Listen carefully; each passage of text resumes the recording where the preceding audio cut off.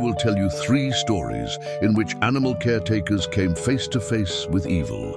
Get ready, my beloveds, grab your headphones, crucifix and holy water, because today I will guide you through 3 stories that will send chills down your spine. While working as a pet sitter in a secluded house, an animal sitter encounters a series of unexplained events involving 4 cats. Hauntings, disturbing sounds, and the animal's strange behavior culminate in one terrifying night when something or someone seems to be lurking in the dark basement. This experience left a deep impression on him and led him to abandon his profession. I, Epaminondas, have seen and heard things that would make many people shiver down to their spines. Often, they are stories that come from ordinary people who never imagined living a supernatural experience. Today, I'm going to tell the case of a boy named Lucas, a young American who lived in the interior of the state of Illinois. He was a dedicated young man, known by everyone in the city as someone trustworthy, someone who always helped his neighbors, and who lived life simply and with a smile on his face. It all started when a local family, the Johnsons, hired Lucas to look after their cats while they traveled to visit relatives. The Johnson house is in a more remote area, surrounded by trees and with few neighbors nearby.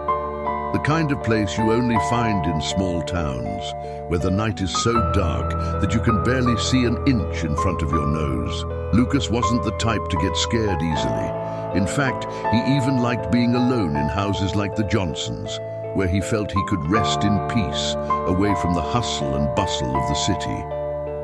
He was passionate about animals, so the idea of caring for the Johnsons' 4 cats appealed to him.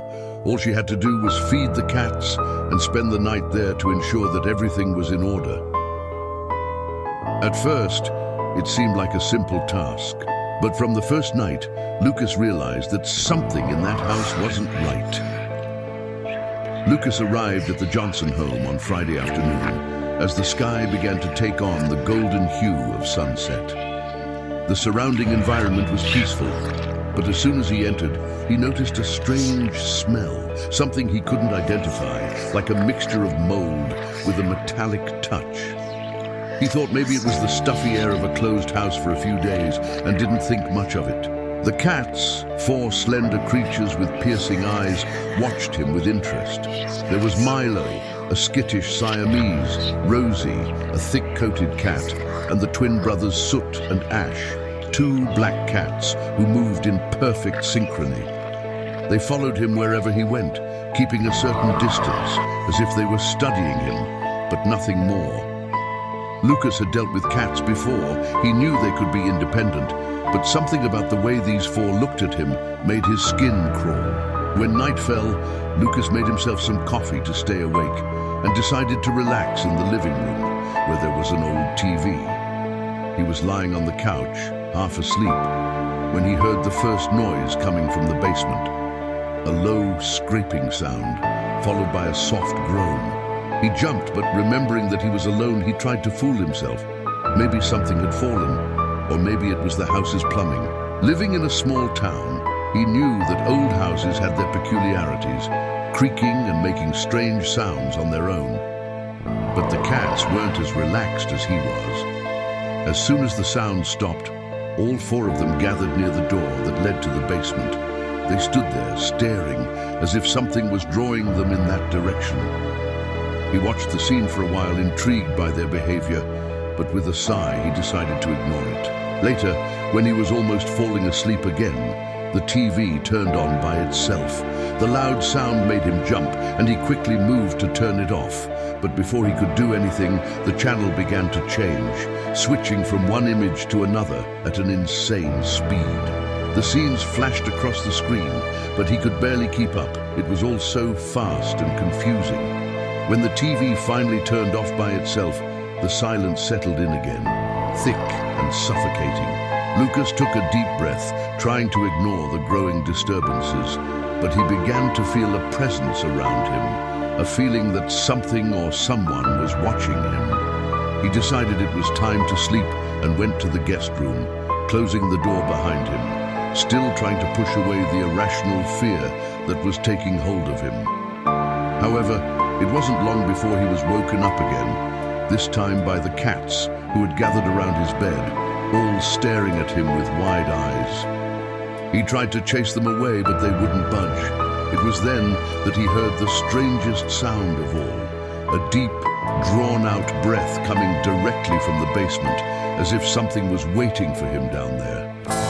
Lucas tried to ignore the sound, closed his eyes and took a deep breath, trying to convince himself that it was all just his imagination. But the sound continued, growing louder and more rhythmic, as if someone was breathing heavily in the dark. The breathing seemed to come from somewhere below him, down in the basement. He looked at the cats, who were still standing there, motionless around the bed, and felt a chill run through his body. It was as if they knew something he didn't. Milo, the Siamese, let out a long, low meow, almost a whimper. Rosie began to make a growling sound, something he had never heard from a cat before. Unable to ignore his growing fear, Lucas gathered his courage and left the room, the cats following close behind like silent shadows. He walked down the stairs slowly, his heart pounding so hard he could feel it in his throat. Each step he took seemed to creak louder, as if the entire house was trying to warn him not to go down. When he reached the hallway that led to the basement, he hesitated. The door was ajar, a black crack that seemed to beckon him inside.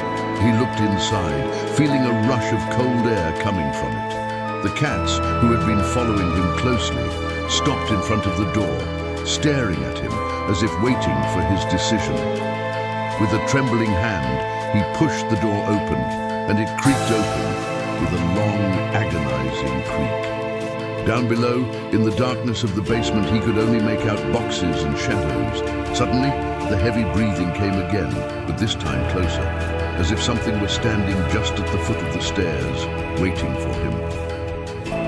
Lucas turned on the flashlight on his phone and took a hesitant step inside.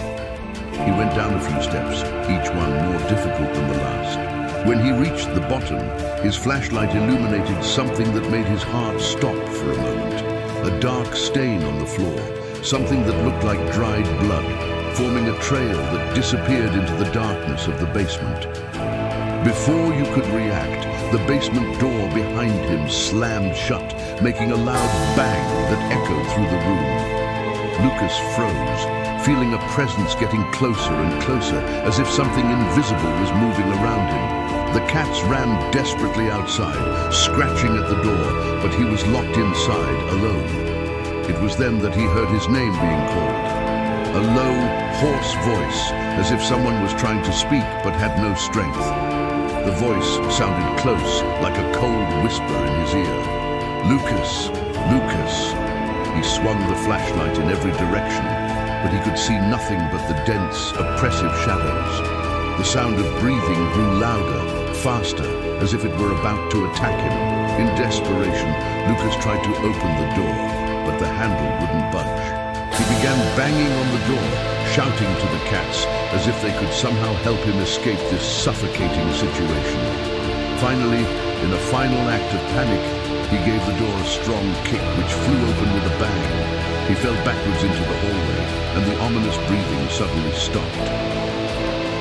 The cats watched him silently, eyes wide, as if commenting in detail on what he had faced down there. Lucas, still panting and in shock, did not look back. He grabbed his things and left the house without even looking at the basement again. Lucas left the house with hurried steps, his heart still pounding in his chest. He felt a lump in his throat, a mixture of fear and anguish, as if what he had just experienced was a nightmare that still lingered in the air.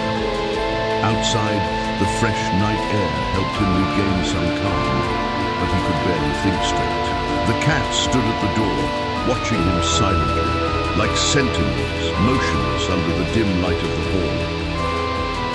Without hesitation, he got into his car and drove to a nearby friend's house, where he spent the rest of the night without sleeping, trying to process what had happened. The cats, the noises, that voice calling his name.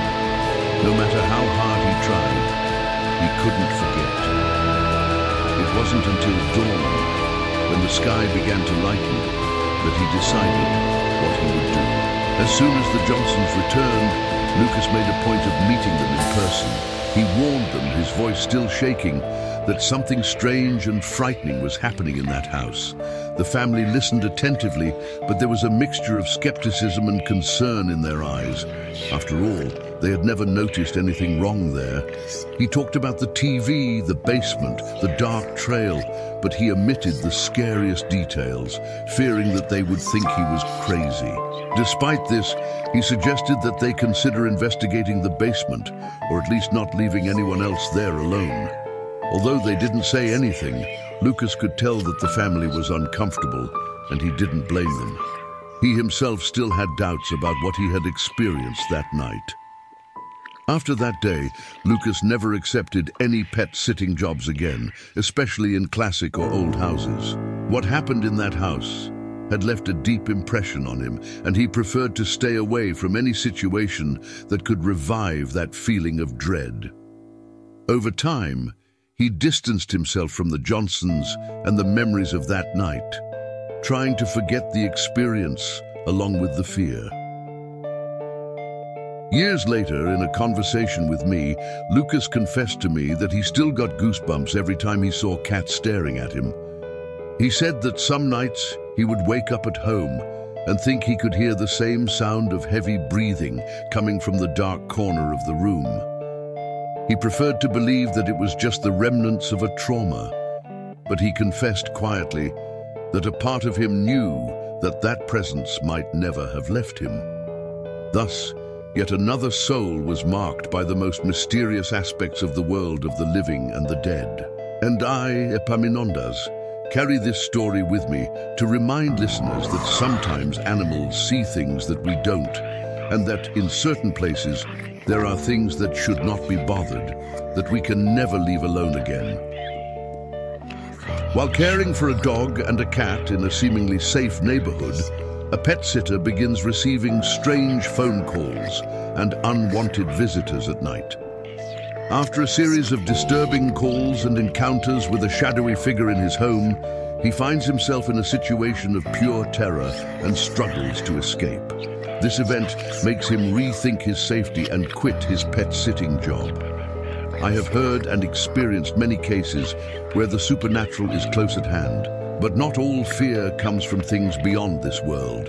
Sometimes terror presents itself in very real, very human forms, and this story is a clear example of that. A boy named Ethan, a fearless young man from the state of Oregon, once told of an experience that made him reconsider his entire life. Ethan was a pet sitter, a simple job that involved looking after homes and pets while families went on trips. He always thought this job was safe, an easy way to earn some extra money. After all, he was already used to dealing with animals and spending nights in other people's homes, often isolated, without anything unusual happening. But one day, he received an offer to take care of a house in a quiet town. The owners of the house, a seemingly ordinary family, had a dog and a cat and asked him to spend a few nights there while they traveled to visit relatives. Ethan accepted without hesitation, thinking it would be just another job like any other. But in the house, he would face something that not even he, a confident and easygoing boy, could forget. It all started on the first night, when the house's landline phone started ringing insistently. On the first night, Ethan arrived at the house, a striking, isolated building, surrounded by tall trees that at dusk cast long, unsettling shadows across the lawn. He felt at ease with the environment. I'd always liked the tranquility of those secluded areas, where the silence was profound and the sky like a dark veil. He spent some time tidying up the house, preparing food for the dog and cat, and checking that everything was in order. Around 9 p.m., he settled into the couch, ready to relax with a movie. It was at that moment that the house's landline rang for the first time. I thought it was strange because I knew the owners had their cell phones with them and would probably use that number for any emergency. He answered it, but heard nothing on the other end, just a thick silence, interrupted by light, distant breathing. The phone went dead shortly after. I thought it might be a wrong call. Who hasn't had an unanswered call before? He hung up and went back to the couch, but a slight unease was already starting to set in. A little while later, the phone rang again. Just as calmly as before, he answered it, but once again there was only silence, followed by that same sound of heavy breathing. Ethan hung up, his heart now starting to pound faster. The night wore on and he tried to ignore the discomfort, convincing himself that it was just a bad joke. He put on a movie to distract his mind, but the sound of the phone interrupted him again, this time even more insistently. He felt a shiver as he realized that the breathing on the other end was closer, as if a person had approached the phone. After a few seconds, the line went silent again, and he stared at the receiver, unable to hang up immediately. The animals felt the discomfort in the environment. The puppy, who was normally friendly and happy, began pacing back and forth, growling softly, especially as he approached the front door. The cat, in turn, kept its distance and seemed to observe something invisible with its eyes wide open, as if it saw something that was not within reach of Ethan's eyes. It was then that he began to hear sounds outside, faint but unmistakable noises. Footsteps of people wandering around the house. Ethan got up and went to the window, peering through the curtain. He saw no one, just the shadows of the trees cast by the wind. He thought there might be some illusion caused by the light and tried to ignore it. But the footsteps continued, getting closer and closer, as if someone was walking around the house. He felt anxious, but he still tried to convince himself that it could be some stray animal, maybe a raccoon or a neighbor's cat. Still, he couldn't shake the feeling that he was being watched. It was then that the kitchen door moved slightly, as if someone had touched the handle. The dog, who had been lying next to him, stood up suddenly, staring down the hallway that led to the kitchen, his fur standing on end and a low growl that echoed through the silent house. The tension was increasing by the second. Ethan walked to the kitchen, his breathing quickening. When he got there, he looked at the door and discovered that it was unlocked. He knew he had locked it earlier and felt a chill down his spine when he realized that someone or something had opened it without him noticing. He tried to call the dog, who remained restless, while he hesitated between leaving the house immediately or trying to understand what was happening. At that moment, the phone rang again, a sharp sound that echoed through the silence of the kitchen. Ethan felt his heart race at the sudden ringing of the phone, the shrill sound seeming even louder in the oppressive stillness of the house. He eyed the receiver suspiciously, fighting the urge to ignore it. But curiosity and the need for answers forced him to answer. With a trembling hand, he picked up the receiver and held it to his ear. This time, it wasn't just breathing. On the other end of the line, he heard a low, whispering voice that seemed to be struggling to speak. "I see you," the voice said, its tone harsh, almost as if the person's throat was sore. Ethan swallowed, unable to respond. After a moment of silence, the voice added, in an even more menacing tone, "I'm right here, close." He dropped the phone from his hands, which were now sweaty and shaking uncontrollably. He tried to push away the growing dread, but the words echoed in his mind, and the feeling of being watched became unbearable. Suddenly, the kitchen light flickered and went out, plunging the room into an eerie gloom. It was then that he heard the sound of heavy footsteps coming from the hallway. They were slow, measured steps that echoed like hammer blows in his head. The dog's breathing, panting and shaky, combined with the frantic rhythm of Ethan's heart. The animal seemed as scared as he was, keeping as close as possible. Ethan barely had time to react when the figure appeared at the entrance to the kitchen. In the dim light that remained from the hallway, he could see a tall man in dark clothes with a hood that covered part of his face. The intruder seemed to have a disturbing smile and kept his eyes fixed on Ethan, as if he had already expected this encounter. The figure took another step forward, and Ethan could see a knife in its hand. Time seemed to freeze, and his mind was torn between fighting or fleeing. Feeling his despair increase, he began to slowly back away, his eyes fixed on the man as he tried to think of a way out. When the intruder took another step, Ethan decided to act. In a quick movement, he picked up a chair that was next to him and threw it at the man, who momentarily lost his balance. Seizing the opportunity, Ethan ran into the hallway, the pup following closely behind. The intruder seemed to have recovered and was now following closely behind him, his quick, sure footsteps echoing behind him. Ethan ran to the living room where he saw the front door, his path to freedom. With one last effort, he reached the door and turned the handle, but to his dismay, it was locked. He remembered that he had left the key in the holder near the phone. At that moment, the man's footsteps approached, and despair took hold of him. In the desperate act, he grabbed a heavy metal statuette from a nearby table and turned to face the intruder. The man stopped, his unsettling smile even more visible in the darkness, and then lunged forward.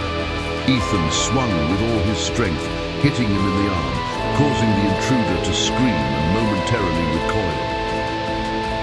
Taking advantage of the distraction, Ethan went to the phone, grabbed the key, and unlocked the door in one frantic movement. He and the dog took off running, crossing the dark lawn until they reached the nearest neighbor's house. Adrenaline was driving him, and he didn't look back until he was safe. After desperately knocking on the door, a couple of neighbors answered, and upon seeing Ethan's condition, quickly called the police. When the police arrived and searched the house, they found no sign of the intruder. Everything seemed in order, except for some dirty footprints in the kitchen, and the phone still off the hook, as if it had all been a passing hallucination.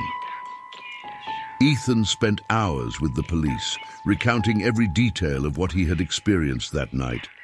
Even surrounded by officers and concerned neighbors, the trauma still felt fresh. Every shadow, every subtle noise in the neighbor's house, where he waited for the dawn to rise, brought his mind back to the terror of that sinister figure in the kitchen, with the disturbing smile and the knife in his hand. After a lengthy investigation of the house, the police returned with news that made him even more uncomfortable. They had found no sign of the intruder, except for some dirty footprints in the kitchen and the phone off the hook, as if it had been nothing more than a fleeting presence.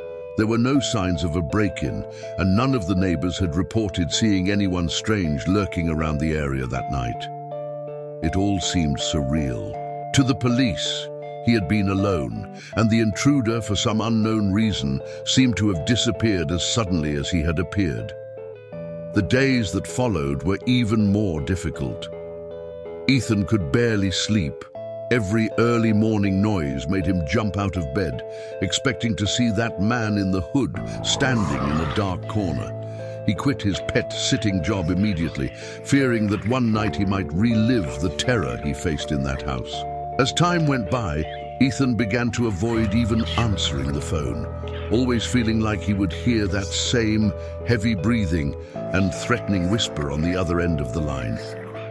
He still struggles to convince himself that it was all just an encounter with a common invader, but deep down, he feels that perhaps that figure's intention was much more macabre than simply scaring him. Since that night, he has carried the weight of that memory like an invisible scar, knowing that in the silence of the early morning, when the house is dark and the world around him seems empty, he never knows for sure if he is alone or if some shadow is lurking, waiting for the right moment to reveal itself again. If you're enjoying the story, give it a like, subscribe to the channel and activate the bell so YouTube can notify you of new videos and recommend the channel to more people. While caring for a macaw and a cat for an eccentric stranger, a pet sitter notices signs that the owner may be spying on him.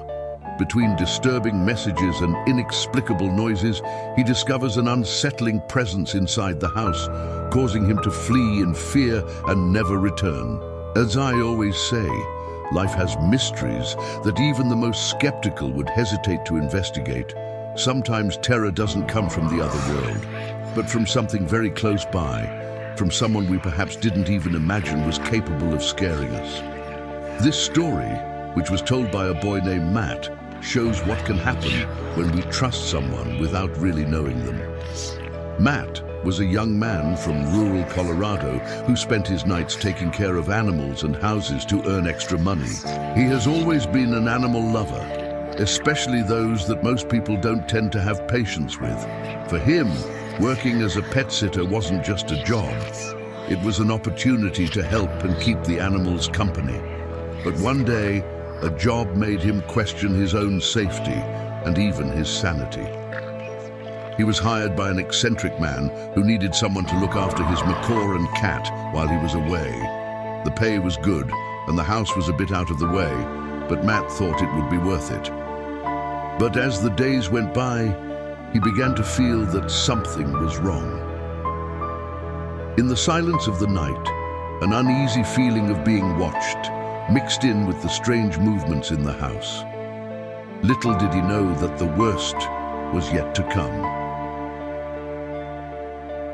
Matt arrived home in the early afternoon in an attempt to familiarize himself with his surroundings while there was still daylight. The building was old, a mansion with imposing architecture and small windows that barely let in light. As I passed through the entrance hall, I smelled a strange smell, a mixture of mold and something burning that he couldn't identify. The house seemed immersed in a heavy silence, as if everyone was absorbed by the dark walls. As soon as I entered, I found a macaw in its huge cage, which took up a large part of the living room. The bird, with colorful feathers and an attentive gaze, watched him in silence, and soon Matt noticed that she was following him with her eyes, as if she were studying his every movement. The cat, a gray Persian, was curled up high on a bookshelf, but it was also staring at him with an expression that made him uncomfortable. Matt chuckled nervously, reminding himself that animals can be unpredictable, but you still can't help but get a slight shiver. The house was strangely organized. Small mirrors in strategic locations reflected every angle of the room, and he noticed that some points of the house were designed almost hidden from direct view, as if they were made for discreet observation. He spent the rest of the afternoon feeding the animals and familiarizing himself with the place, trying to ignore the discomfort that was growing inside him. Early that evening, after settling in, Matt heard a noise coming from upstairs, a low, shuffling sound. At first, he thought it was the cat, but the animal was in the room with him, watching him as if it too was listening for the sound. The macaw began to flap its wings softly, and then it made a strange sound, something between a murmur and a mock laugh. "I see you," the bird said in a husky tone that made him freeze. Matt turned toward the cage, feeling panic rising. He knew macaws could mimic words, but the tone and the phrase so suddenly threw him off. Deciding to investigate, Matt slowly climbed the stairs. Each step creaked under his weight, and the air felt heavier as he approached the second floor. When he reached the guest room where he had left his things, he noticed that some of the items had already been moved. His cell phone, which he had left charging near the bed, was now sitting on a dresser on the other side of the room. A glass of water he had filled was empty. He felt panic rising, but he tried to remain calm. When he returned to the living room, he saw the macaw watching him with that piercing gaze. He settled back on the couch, but the discomfort was palpable. It was as if the air around him was saturated, and although he could not identify a clear source, the feeling of being watched was increasingly disturbing. It was then that he heard the first noise at the front door. He quickly got up, but there was nothing outside. He sat back down, only to hear the same sound coming from the kitchen a few minutes later. Matt felt restless. He went over to the kitchen and found nothing. But when he turned around, he saw the macaw in the cage, which began to murmur again, "I see you, I see you, I see you." On the second day, the situation became even more sinister. In the early afternoon, as he was walking around the house, he noticed a red dot blinking on the ceiling of the living room. He frowned, trying to figure out what it was, and then noticed that there were more of these dots in other rooms. They were surveillance cameras. He couldn't remember noticing them the day before, and the discomfort turned into real fear. He began to feel that he was not really alone there. By the second night, Matt's fear was becoming unbearable. Every sound seemed amplified, and every shadow in the house seemed to hide something. The environment became oppressive as the darkness intensified, and the feeling of being watched was now unbearable. The air was thick, and even the animals were quite restless. The macaw, which had spent most of the day in silence, began to make a repetitive, hoarse sound, a monotonous murmur echoing through the room. He tried to distract himself, but insistent noises were coming from every corner of the house. Each time Matt moved into a new room, the feeling of being followed increased. He picked up his cell phone and tried to call a friend, but when he looked at the screen, he discovered that the battery, which had been charged in the morning, was completely empty. A distinct sound interrupted him, a low, barely audible laugh echoing off the walls. Matt jumped to his feet, his heart pounding. The sound wasn't coming from the clothes rack. It was a laugh that seemed to come from somewhere deep within the house, as if someone was watching and enjoying his fear. He tried to convince himself he was imagining things, but the sound came again, closer now, a chilling, disturbing laugh. It was then that he heard a voice coming from the stairs. "I see you." The voice was low and hoarse, but there was no doubt. It was the voice of the owner of the house, the same one he had heard before the man left. He froze, sweat running down his temples. Everything inside him told him to run away, but fear held him in place.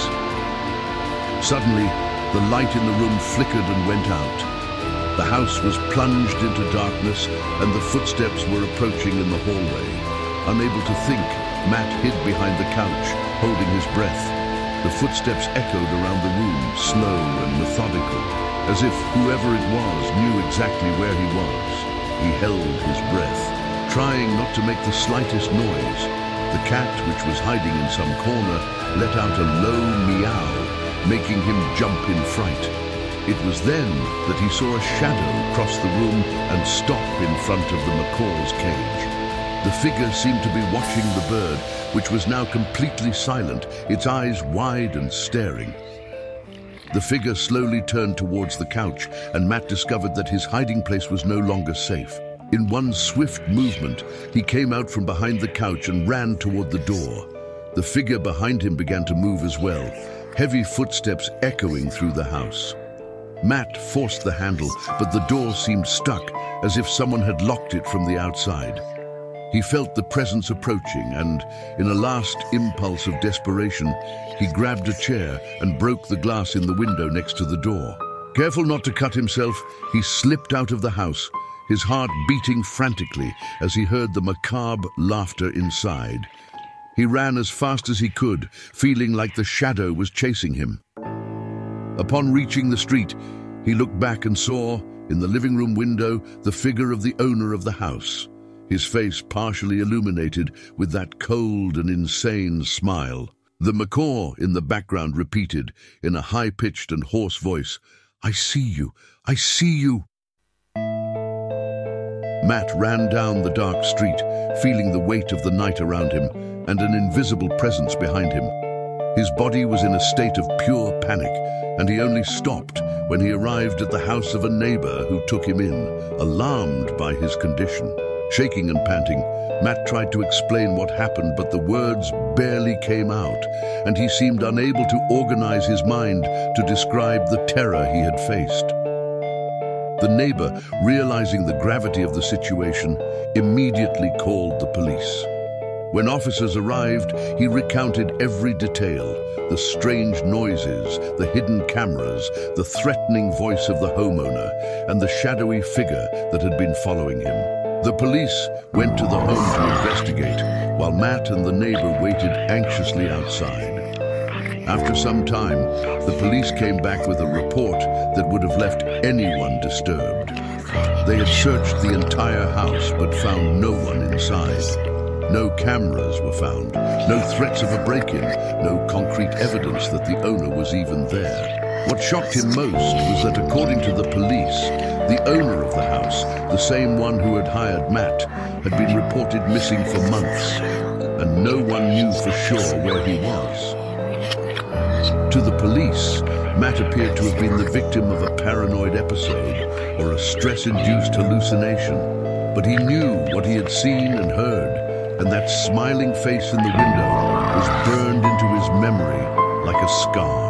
He decided never to return home, and the job of pet sitting, which had once been his passion, had become something he would never consider again.